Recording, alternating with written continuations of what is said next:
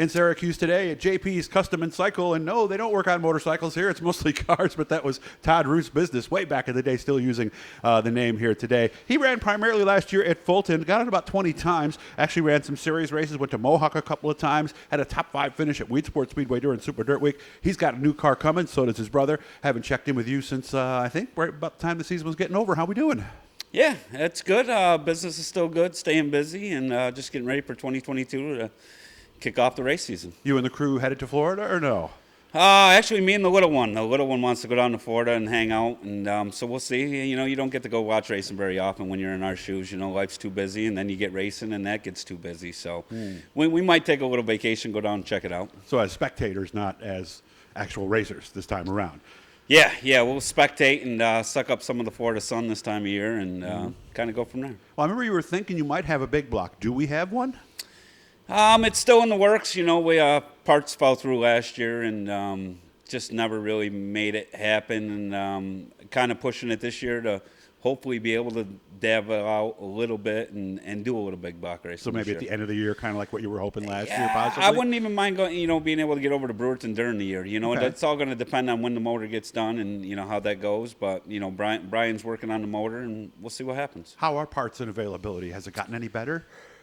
I don't think it's good all over the map still. Okay. I mean, even on the automotive side, we're still really struggling getting parts right now, brake parts especially, pretty much everything. It's the way of the world. And obviously the race car parts are the same. They're having trouble getting them parts. And I think it's going to be a tough season to get stuff and be able to stay on top of it. I think it's amazing you guys were able to do what you did, because I know a lot of people were even saving tires at the end of the year too, weren't they? Yeah, and we kind of did too, we kind of are a little smarter this year going into it, so try to buy up some tires so you got them. But, prices are going to be going up too. So, price of tires, price of fuel, it's going to be tough it's going to be a tough season, racing. You got to put the finishes so you're not spending as much money. How much are tires now versus this time last year?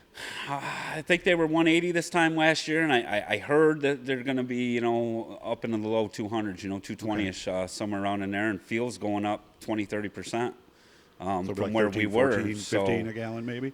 Yeah, it's probably going to be 15, 16 a gallon, and I wouldn't, by the end of the season, I wouldn't be surprised if we weren't up somewhere around 17, 18 bucks a gallon. It is a specialty blend, and I know a lot of people are predicting that very thing. So how was the season? We didn't run as a regular, and you told me it was more because you wanted to do other things. You kind of got used to doing some other things in 2020. Yeah, 2020, opened up our eyes. You don't have to spend every weekend at the racetrack, and it kind of made you realize I'm in a little different boat. I kind of do this as a hobby, and, my kids, Dad, I want to go camping or, whatever. So you drop what you're doing, and they're only little once. I can race whenever. So if they say, Dad, I want to go camping, I guess I'm not going racing that weekend. That don't hurt my feelings. You and your crew and everybody, I mean, you work 50, 60 hours a week here, don't you? We work a lot here, and then,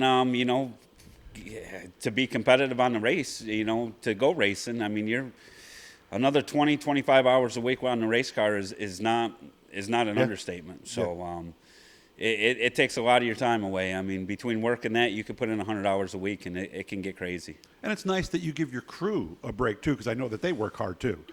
My crew does work hard, and even in the off season, there's, I got, my main guy, crew chief Sheldon Housel. He's, he just sold all the parts for me, and so we can go buy some parts for this year. We had a bunch of stuff laying around.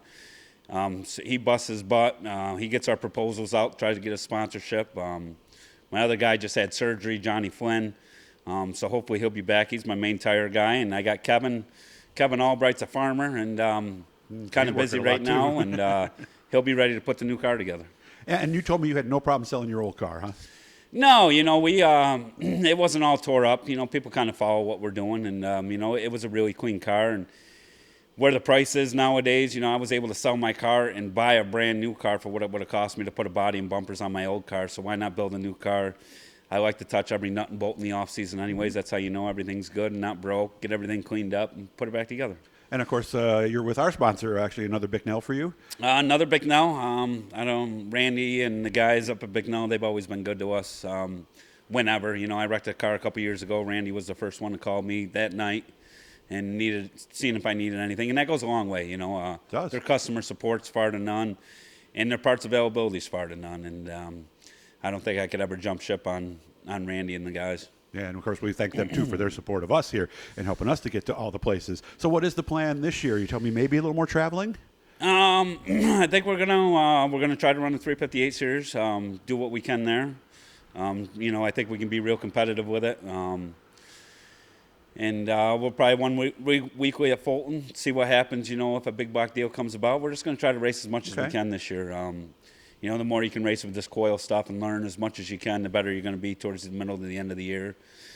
And having Scott around this year, I'd like to run some more races because I think we can win it. I think we can win some races, especially if I can get him there on Saturday night. Nice. With Scott Jeffries being able to be venture out and have a little wider view on things this year. And the 358 series, not nearly as many races as the big block, probably a little easier for a working guy like you, I would think. It is. When you only run 7 or 8 races in a series instead of, the 30 or whatever they do in the big blocks, as a working guy like me who can't miss that, too many weekdays at the shop.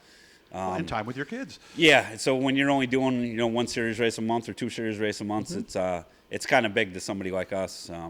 You ain't got to spend all that money right away. And so we're looking forward to that. When do you expect the car? And which particular model is it? It's a brand new 2022 Bicknell.